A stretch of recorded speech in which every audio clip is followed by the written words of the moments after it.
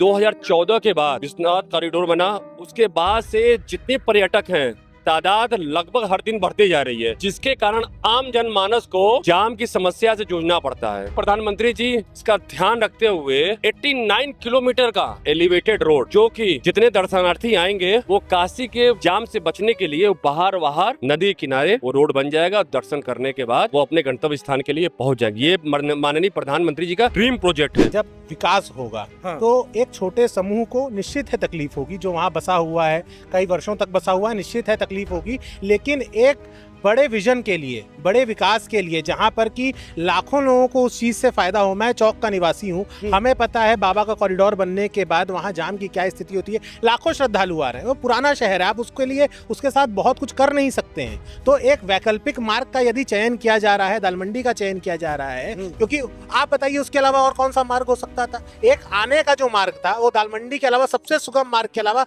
या तो आप चाहते तो पूरे के पूरे रास्ते को चौड़ा करते, जो कि संभव नहीं था, जिसमें ज्यादा आबादी प्रभावित होती। तो कम से कम आबादी को प्रभावित करते हुए यह वैकल्पिक रास्ता तैयार किया गया, जिससे कि ना सिर्फ दर्शनार्थियों को बल्कि यहाँ के आम काशी के आम जनमानस को बड़ी सुविधा होने वाली। 25,000 करोड़ केवल काशी वासियों के लिए नहीं दिया elevated road. Ganga elevated road और वरुणा एलिवेटेड रोड जो है, ये दोनों एलिवेटेड रोड आपस में जोड़ दिए जाएंगे। और साथ ही साथ नमो घाट के ऊपर से एक केबल रोड भी बन रही है, केबल रोड, जो कि इस पार से उस पार जो है एलिवेटेड रोड को पैदल जोड़ने का भी काम करेगी। ट्रैफिक का लोड कम करने के लिए रिंग रोड को बनाना, ट्रैफिक का लोड कम करने के लिए आपका रोप वे बनाना, ट्रैफिक का लोड कम करने के लिए अब एलिवेटेड रोड बनाना। तो देखिए, जब विकास होता है तो कुछ ना कुछ, तो अगर हमारे शरीर में कोई बीमारी घर कर जाए तो ऑपरेशन करेंगे, तो अरे भैया ऑपरेशन हो रहा है। तो अगर हमें स्वस्थ होना है तो ऑपरेशन की आवश्यकता है। ये छोटे छोटे ऑपरेशन है जो शहर की जो व्यवस्था जो दुर्दांत स्थिति में चली गई थी उसको सुधारने का काम करें। अभी बन जाने दीजिए। जो लोग आज विरोध कर रहे हैं वो ऐसे सेल्फी लेंगे अपने परिवार के साथ, वो पोस्ट नहीं करेंगे, उनके फैमिली वाले पोस्ट करेंगे। नमस्कार, मैं प्रभात रंजन मिश्रा, स्वागत है आप सभी का दी पैम्फलेट की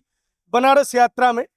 हम बनारस के सभी पहलुओं की चर्चा कर रहे हैं, चाहे उसका आध्यात्मिक पहलू हो या डेवलपमेंट की बात हो या सियासत की बात हो। ऐसे में बनारस में इस वक्त एक बड़ी चीज चर्चा का विषय बना हुआ है और वो है एलिवेटेड सड़क। दरअसल बनारस में टूरिस्ट भारी संख्या में आ रहे हैं। ऐसे में इस शहर जो है वो जाम से भी पीड़ित रह रहा है। तो जाम से इस शहर को बचाने के लिए, इस शहर के लोगों को बचाने के लिए एलिवेटेड सड़क का निर्माण होना है, गंगा और साथ ही साथ शायद वरुणा। तो इस चीज को लेकर लोग क्या कह रहे हैं, क्योंकि जैसे ही ये एलिवेटेड सड़क बनेगी, इस चीज की घोषणा हुई, तो उसके साथ ही फिर से एक विमर्श आ गया कि क्या इस चीज के लिए बनारस वासियों से बातचीत की जा रही है। तो ऐसे में मेरे साथ कुछ लोग हैं, उनसे बातचीत करने का प्रयास रहेगा। क्या नाम है भैया आपका? अजय गुप्ता।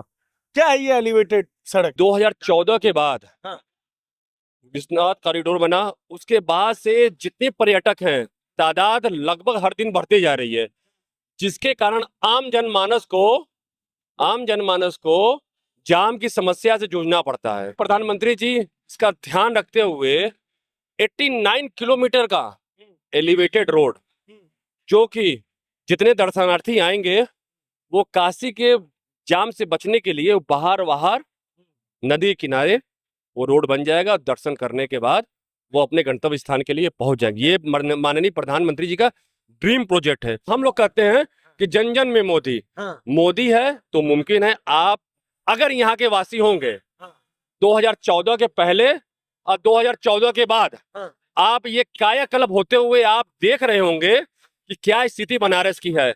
पहले भी बाबा विश्वनाथ जी का दर्शन करने के लिए 10,000, 20,000, 50,000 लोग आते थे। अब प्रतिदिन लाखों लोग आ रहे हैं।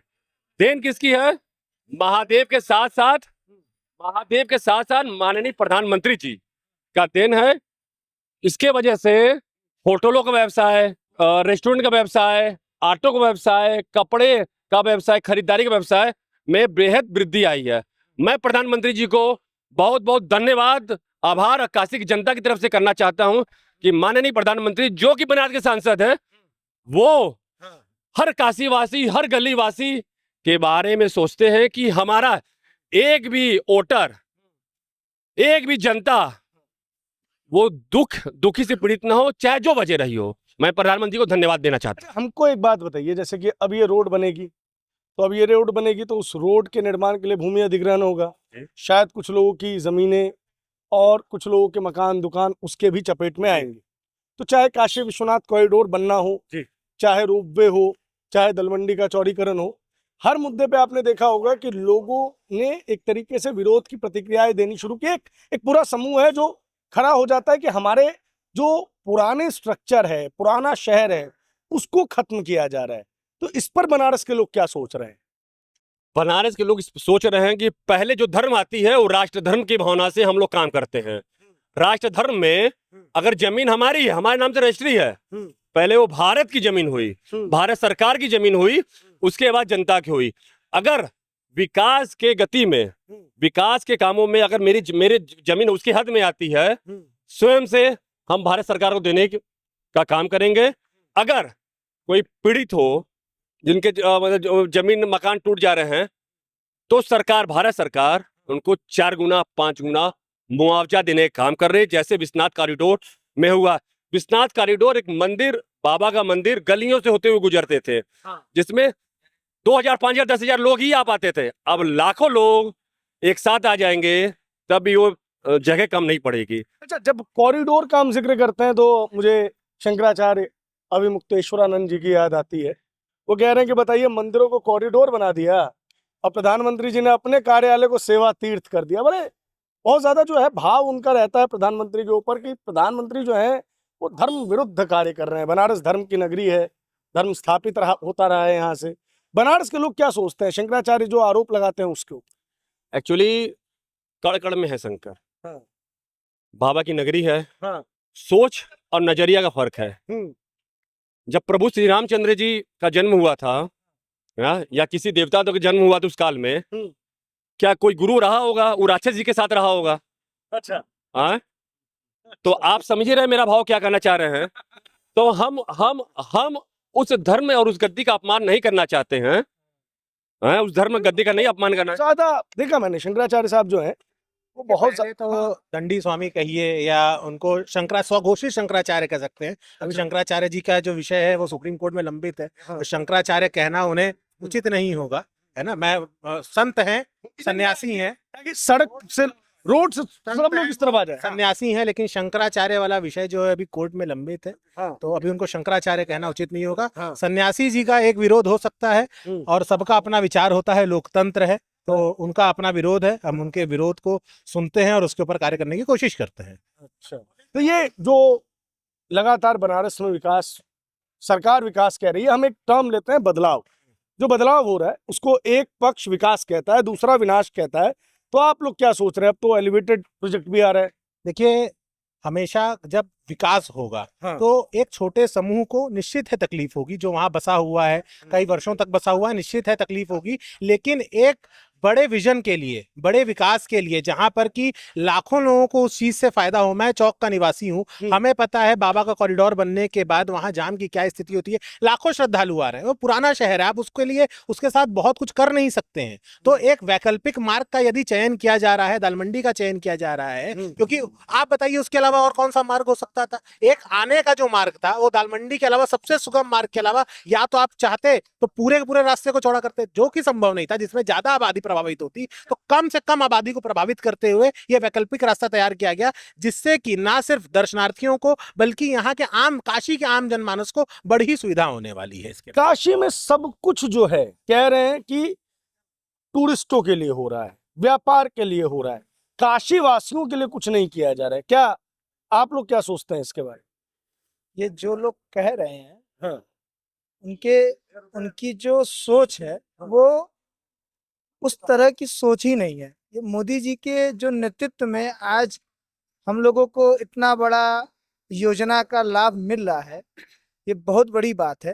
पहली बात तो आपको ये बताना चाहेंगे, मैं उसी डालमंडी क्षेत्र का रहने वाला मूलतः निवासी हूँ, जहाँ पे डालमंडी की क्षेत्रफल मेरे बचपन में इतनी चौड़ी हुआ करती थी कि वहां से ट्रकें आया करती थी और जाया करती थी दालमंडी में। हाँ, कुछ समुदाय के लोग, विशेष समुदाय के लोग ने उसको अतिक्रमण किया और बाद में उसको कब्जा करके अपना स्थान बना लिया, जो आज के डेट में चिल्ला रहे हैं कि ये मेरे साथ ये सरकार गलत कर रही है, और उनके पास कोई साक्ष्य नहीं है। सरकार कह भी रही है कि आप मुझे, अगर आपकी जमीन है, आप उसके भूस्वामी हैं, तो आप मुझे साक्ष्य ला के दीजिए, मैं आपको मुआवजा देने को तैयार हूँ।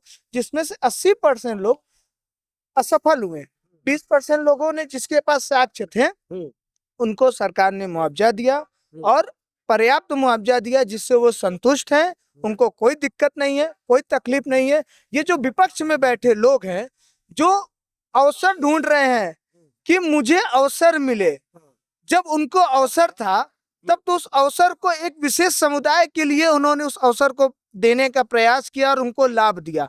कब्रिस्तान के लिए जगह देने के लिए उनके पास जमीन था, मगर हिंदू समाज के लिए, जो एक अनंत काल से उस परंपरा को निभाया जा रहा था, प्रभु राम का मंदिर हो, बाबा विश्वनाथ का मंदिर हो, माँ विंध्यवासिनी का मंदिर हो, या यहाँ काशी के गंगा का जो प्रवाह है, उस प्रवाह में भी उन्होंने कोई सहयोग नहीं किया। केवल वहां पे हर जगह इन्होंने विवाद करने का प्रयास किया, और आज भी इस सरकार ने इतनी सुंदर भव्य व्यवस्था का जो उन्होंने एक प्रयास किया है, आज आपके बीच आप देख रहे हैं कि काशी एक भव्य काशी बन चुका है, जहाँ पे भव्य काशी तो बन चुका है, लेकिन कह रहे हैं कि वो काशी भव्य की जगह टूरिस्ट प्लेस ज्यादा लगता है।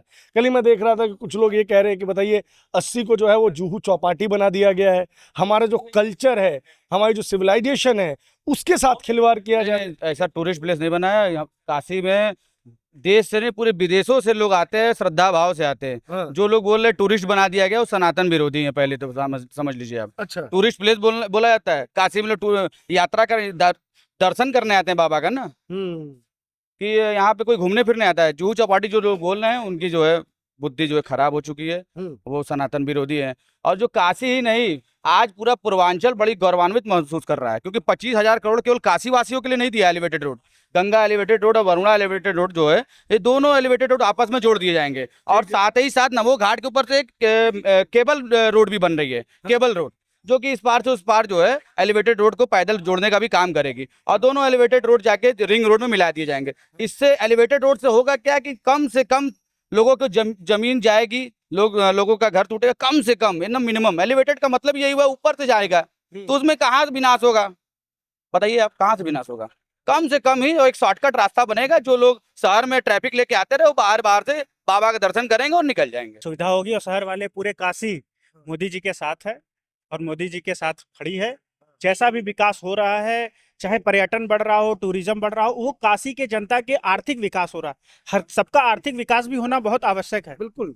और ये अगर ये रोड बन रही है, तो बगल में होटल खुलेंगे, बगल में सारी चीजें बढ़ेंगी, हर प्रकार का रोजगार बढ़ेगा। तो केवल रोजगार सरकारी नौकरी ही नहीं है, हर प्रकार का रोजगार है। तो इससे जितना विकास होगा उतना सबका विकास होगा। तो सीधी सी बात है कि एक चीज कही जाती है कि बार बार, मतलब कि जब से पीएम आए हैं, स्थिरता नहीं रही काशी में। कभी आते हैं तो ये देखते हैं कि ये बन रहा था, और जब आते हैं तो देखते हैं कि वहीं पे तोड़फोड़ फिर से चालू है।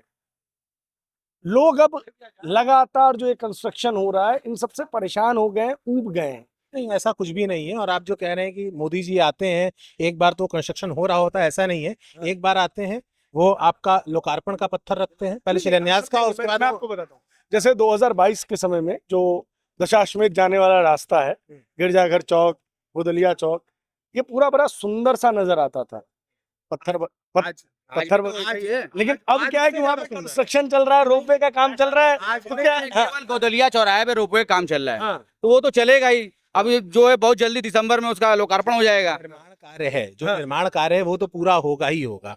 और ये समझिए कि हमारा जो सनातन धर्म है, इसका जो मूल है वो मंदिर है। मंदिर क्या, अलग अलग हमारे यहाँ 4 धाम स्थापित किए गए, 4 दिशाओं में स्थापित किए गए। क्यों किए गए? हर क्षेत्र के लोग एक दूसरे से आकर के मिल पाए, उनके कल्चर को जान पाए, उनकी सभ्यता को जान पाए, संस्कृति को जान पाए, भाषा को जान पाए, रहन सहन को जान पाए। 12 ज्योतिर्लिंगों की स्थापना क्यों की गई? और जो स्थान था काशी विश्वनाथ का, वो इतना संकुचित हो चुका था समय के साथ, आक्रांताओं के आक्रमण के बाद लोगों ने अपने घर बना लिए थे कि सनातन के लोग वहां आकर के बाबा का सुगमता से दर्शन नहीं कर पा रहे थे।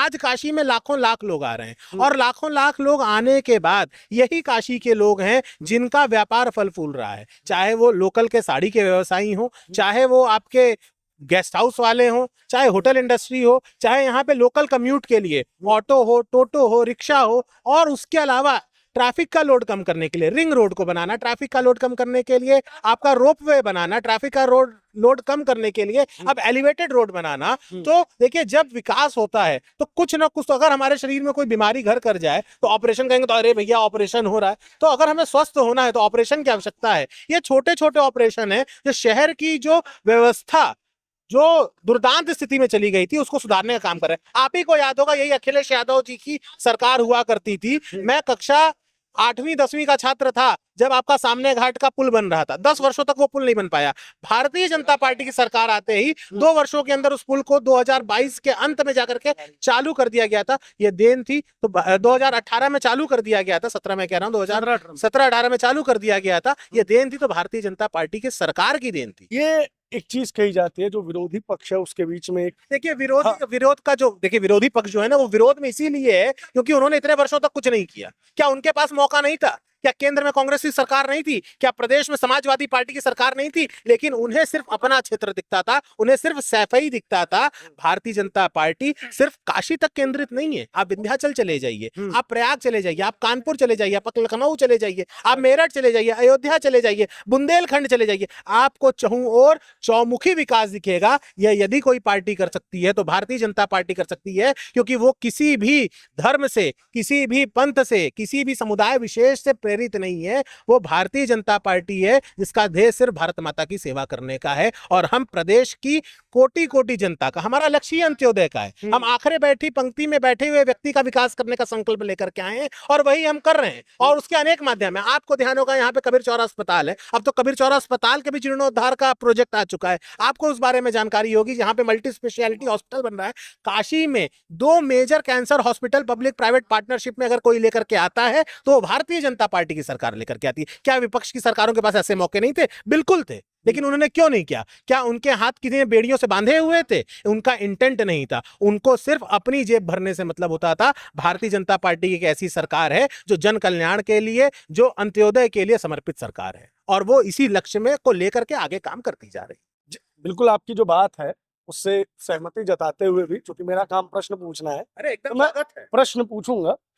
जो जैसे हम देखते हैं, जैसे मैंने जो बात की कि गिरजाघर या गोदलिया चौराहा, ये विषय बन गया कि एक आप अच्छा, देखें, मुझे एक बात हाँ, बताइए। बन जाएगा भैया ना, तो लोग उसी के नीचे खड़े होके ऐसे ऐसे सेल्फी लेंगे। अभी बन जाने दीजिए। जो लोग आज विरोध कर रहे हैं वो ऐसे सेल्फी लेंगे अपने परिवार के साथ, वो पोस्ट नहीं करेंगे, उनके फैमिली वाले पोस्ट करेंगे। इसी कॉरिडोर का, विश्वनाथ मंदिर कॉरिडोर का विरोध करते रहे विपक्षी, आज उसी कॉरिडोर में सेल्फी लेते हैं, फोटो लेते हैं। उनके फैमिली मेंबर देखिए ना, लेकर लगाते हैं फोटो। बहुत लोगों को देख रहे हैं विपक्षियों को। जितने लोग आते हैं, हाँ, एक तो धार्मिक आस्था के रूप से आते हैं, हर जगह से लोग आते हैं। हाँ, ये काशी में 12 ज्योतिर्लिंग, 56 विनायक हाँ। और अष्ट, यहाँ पे अष्टविनायक। अष्ट विनायक हाँ। और शक्तिपीठ। तो यहाँ पे जो आस्था के तौर पे आते हैं तो वो आस्था के लिए अपना दर्शन पूजा करते हैं। और जो काशी घूमने आते हैं तो वो घूमने के तौर पे घूमते हैं। लेकिन हमारा जो काशी है, सुंदर काशी है, वो ये दर्शाता है कि ये धर्म की नगरी है, ये संस्कृत की नगरी है, ये विश्वास की नगरी है, ये शिव की नगरी है, ये कड़कड़ में शिव विराजमान है, उनकी नगरी है। और हम लोग उसी आस्था से काशी में रह करके बाबा विश्वनाथ का, और मोदी जी ने जीर्णोद्धार किया काशी का। हम लोग ने देखा कि काशी में किस तरीके से मंदिर, जो आप बोलते हैं कॉरिडोर जो था, उस मंदिर को कॉरिडोर बना दिया। वहां पे मंदिर, किसी के घर में बाथरूम का पानी टपकता था महादेव के ऊपर, कहीं बाथरूम से सटा हुआ था मंदिर से। तो हम लोग ने उसको महसूस किया कि बाबा को जिस तरह से आस्था मिलनी चाहिए, जिस तरह उनको सम्मान मिलना चाहिए, वो सम्मान नहीं मिल रहा था। तो वो कॉरिडोर तोड़ के भगवान ने उनको सुरक्षित कर दिया गया। अब कॉरिडोर के तौर पे दिखता है, लोग आते हैं यहाँ पे, दिखता है कि हाँ काशी में कॉरिडोर। आज कितने शरणार्थी घूमने के तौर पे आते हैं, कितने तो आस्था के तौर पे आते हैं, लेकिन दर्शन करने के तौर पे आते हैं। लेकिन काशी में जो जनसंख्या, जो भीड़ आ रही है, उभड़ रही है भीड़, वो देख रहे हैं। इतनी संख्या को देखने के बावजूद भी मोदी जी ने सोचा कि इसको, भीड़ को कैसे नियंत्रित किया। यहाँ के सांसद हैं, तो उसको नियंत्रित करने के लिए उन्होंने नए नए मार्ग बनाए कि जिससे लोग जा सके और ये भीड़ की संख्या जो है वो कम हो सके। ठीक है।